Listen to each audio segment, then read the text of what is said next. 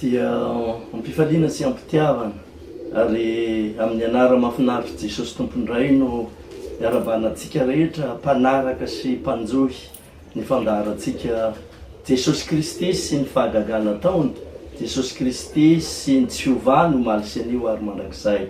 Faly miantrano tokantranonao amin'ny alalan'ity fandaharana ity, ary ny tanjona moa dia ny atsapanao fahasoavana, atsapanao ny famonjena, atsapanao fanasitranana, andraisanao zavatra avy amin'Andriamanitra. Zany foana ny tanjonay ary zany ny vavaka ataonay ho anao zay mpanaraka ty fandaharana ity, ka dia manonona ny fiadanan'ny tompo sy ny fitsaharan'ny tompo anao sahady etya ampiatomboany.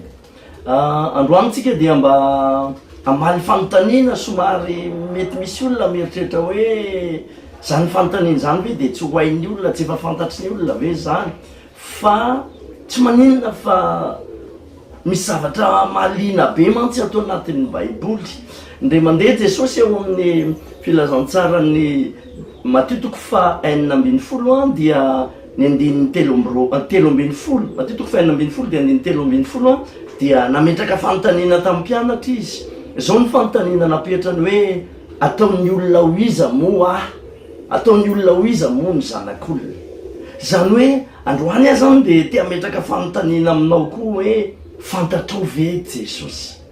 Dia mety me ianao maheno an'izany fanontaniana zany hoe hatrambola kely aho dia efa nampianarina an'izany tany amin'ny sekolelahady, tany amin'ny katesizy, tany amin'izao, ahoana moa no ametrana izany fanontaniana zany hoe fantatrao ve Jesosy? Eny e, ampiko kely ary le fanontaniana hoe fantatrao amin'ny tena mahizy azy ve Jesosy?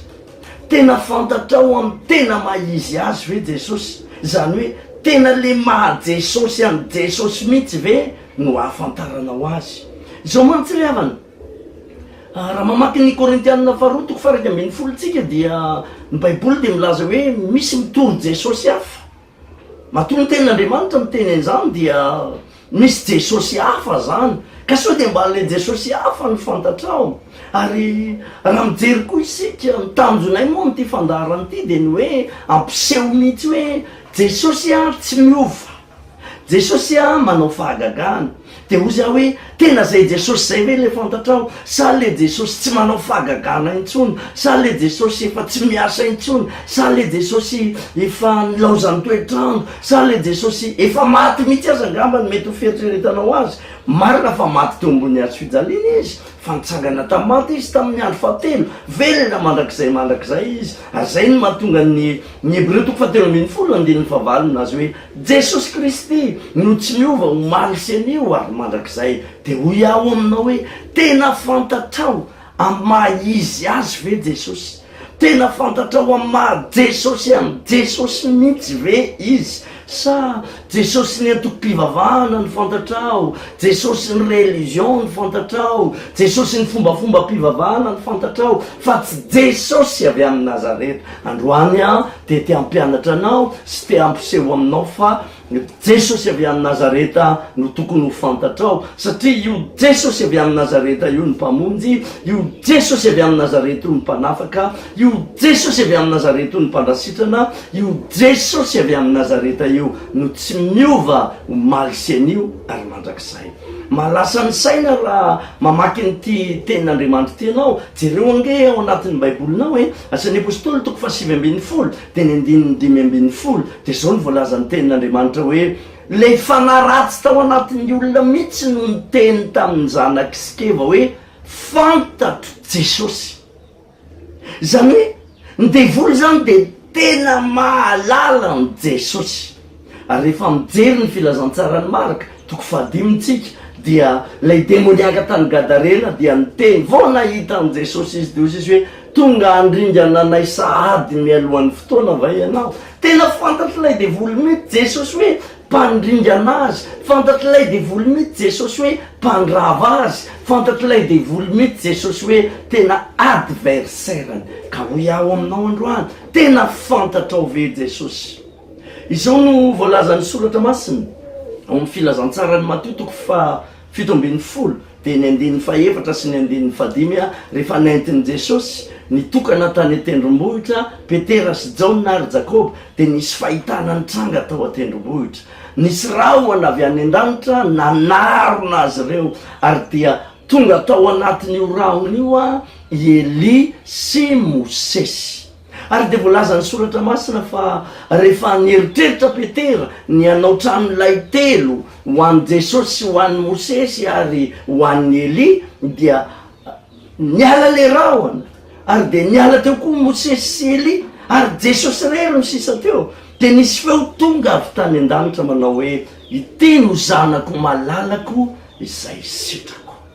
Jesosy no nolazain'Andriamanitra hoe zanak'Andriamanitra ary ny bokin'ny Kolosiana dia milaza fa ao amin'i Jesosy no hitoerany fahafenoan'ny fomba n'Andriamanitra rehetra. Zany hoe ny maha-Andriamanitra n'Andriamanitra dia ao amin'i Jesosy no tafiana vatana izy, no tafiana nofo amandray izy mba hanao ny asa-pamonjena ho antsika ety ambony hazo fijaliana. Fa izao tena Andriamanitra Jesosy, izy lay deuxième personne de la Trinité, izy lay persona faharoa ao amin'Andriamanitra tokana zay miseho amin'ny persona iray telo izany dia ny ray sy ny zanaka ary ny fanahy masina. Ny zavatra tena tiako lazaina aminao ary androany dia ny hoe raha fantatrao Jesosy dia ozy ny Korintianina voalohany toko 5:20 dia ny 7:20 manao hoe efa nampanekena azy ny zavatra rehetra. Izay maha Jesosy amin'ny Jesosy zay no tiako fantatrao ary tiako tsapanao hoe efa nampanekena azy ny zavatra rehetra. Ary lay filazantsara ny Mateo nivakitsika teo dia nilaza ihany teo hoe efa nasaina miaino azy ny zavatra rehetra. Reto misy santiona ny vitsivitsy mba omeko anao ny rano dia miaino amin'ny Jesosy ary manaiky an'i Jesosy. Rehefa mitenen'i Jesosy ny rano taokana ho tonga divay dia lasa niova divay. Ny zava-maniry dia manaiky an'i Jesosy. Rehefa mitenen'i Jesosy lay aviavy tany Betania mba tsy hamoa intsony dia nalazo hatrany ambony ka hatrany ambany. Zany hoe niaino azy sady nanaiky azy.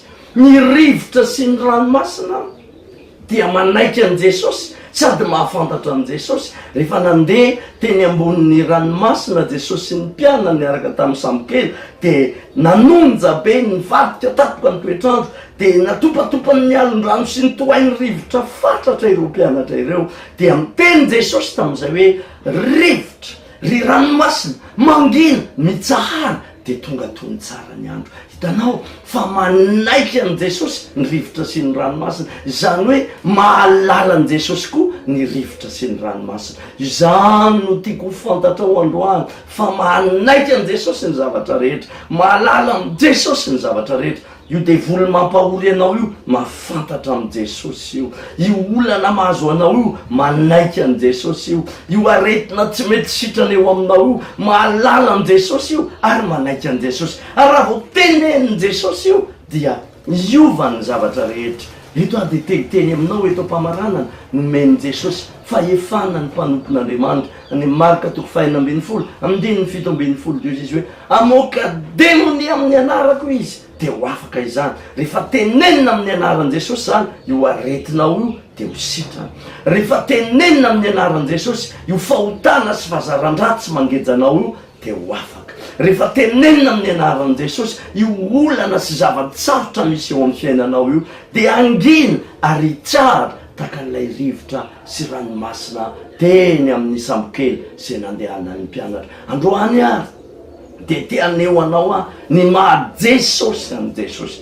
Jesosy dia mpamonjy, Jesosy dia mpanasitrana, Jesosy dia mpanafaka. Hozy ny soratra masina hoe raha ny zanaka no hanafaka anareo dia ho afaka tokoa ianareo. Jesosy dia mpanome fiainana ary izy mihitsy ny tena fiainana amin'izao fotoam-pahavelomantsika izao ary fiainana mandrakizay ao ambadika an'izao fiainana izao. Ho ao aminao fantatrao hoe Jesosy. Raha mbola tsy fantatrao Jesosy, izy lay nomena ho mpamonjy antsika, izy lay nomena ho mpanafaka antsika, izy ilay nomena ho mpanasitrana ny aretintsika, izy ilay nomena hampanaiky ny zavatra rehetra, manaiky azy ny zavatra rehetra, efa manaiky azy ary efa nataony eo ambanin'ny tongony zany. Eny fa na dia ny zavatra farany zay tena atahorantsika olombelona indrindra dia ny fahafatesana azy, nanaiky azy satria nitsangana tamin'ny maty izy tamin'ny andro fahatelo, ary efa nitsangana tamin'ny maty izy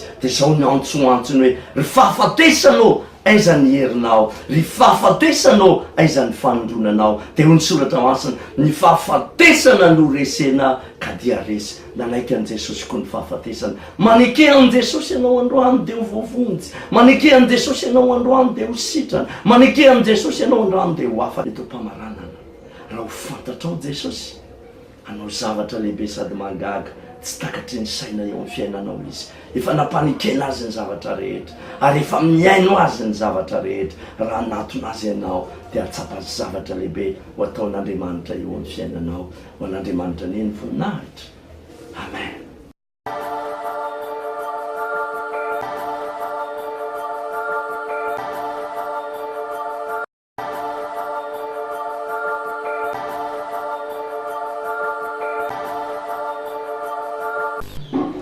Dia fifaliana sy ampitiavana ary amin'ny anara mahafinaritra Jesosy indray no hiarabanantsika rehetra mpanaraka ny fandaharana Jesosy Kristy sy ny fahagagana taony, Jesosy Kristy sy ny tsy fiovany omaly anio ary mandrakizay.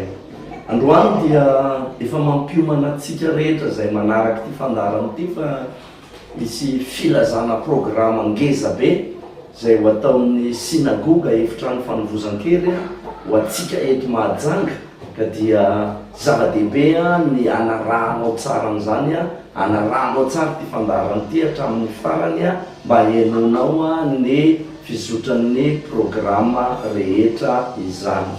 Amaky an-dalatsoratra masina anankiray tsika iangatsika ny amin'ny fampianarana izay voasoratra ato amin'ny filazantsara soatan'ny Lioka toko faefatra dia ny 9:20 manao hoe ny fanahin' Jehova no ato amiko, satria nanositra hitoroteny somafaly amin'ny malahelo izy, naniraka hitoro fandefasana amin'ny mpifatotra izy sy fampahiratana ny jamba, anafaka izay nampahoriana hitory ny taona ankasitrahan'i Jehova.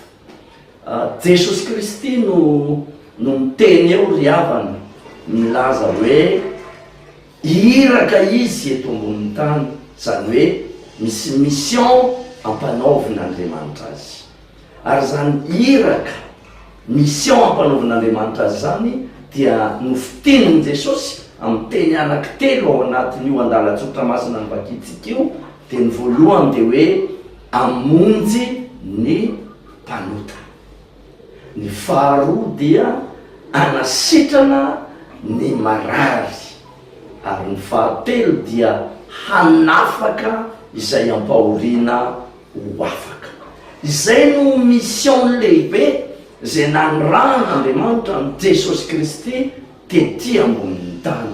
Ary dia ny soratra masina dia nilaza ao amin'ny Asan'ny Apôstôly toko 10:8 manao hoe Jesosy avy amin'ny Nazareta nosoran'Andriamanitra tamin'ny fanahy masina sy ny hery, nandehandeha nanao soa, nasitrana zay rehetra azo ny heriny devoly satria Andriamanitra ny momba azy. Ny tenin'Andriamanitra zany dia nilaza hoe nosoran'Andriamanitra Jesosy mba ahatanteraka, ahavita an'ilay mission zay nanirahan'Andriamanitra azy, dia ny famonjena ny mpanota, ny fanasitranana ny marary ary ny fanafahana izay voafatotra. Dia fantatsika tsara fa nataon'i Jesosy teo ambonin'ny hazo fijaliana niasa-pamonjena ho an'ny zanak'olombelona. Inona moa ny antony nanaovan'i Jesosy niasa-pamonjena teo ambonin'ny hazo fijaliana? Nahafaty azy noho ny fahotana, nikapohana azy noho ny aretina, amba ho fanafana ihany koa. Ny antony dia zao, satria mission ho any an'i Jesosy iraka.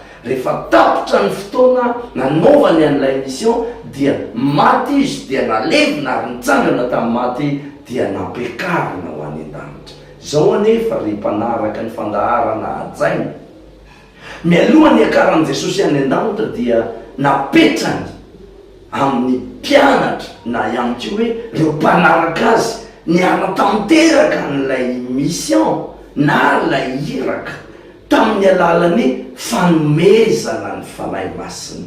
Rehefa nomen'Andriamanitra ny fanahy masina, rehefa nosoran'Andriamanitra tamin'ny fanahy masina, reo mpanompon'Andriamanitra maro dia nanatanteraka indray amin'ilay iraka izay nampanaovina an' Jesosy, lasa ilay mpanompon'Andriamanitra indray no nanao azy. Hoy Jesosy eo amin'ny filazantsarany Marka toko 20 teny 5:7 manao hoe mandehana any amin'izao tontolo izao ianareo dia mitoriny filazantsara amin'ny olombelona rehetra izay mino sy atao batisa novonjeny fa izay tsy mety meno lohany. Ary eo amin'ny 7:7 dia izy hoe ary zao famantarana zao no anarak'izay meno, amoaka demonia amin'ny anarako izy, ametra tanana amin'ny marary izy dia ho sitrany ireny, hiteny amin'ny fiteny izay tsy mbola hainy izy, andray mianarana izy, ary na dia sotro zava-mahafaty aza dia tsy ampaninina azy akory izany.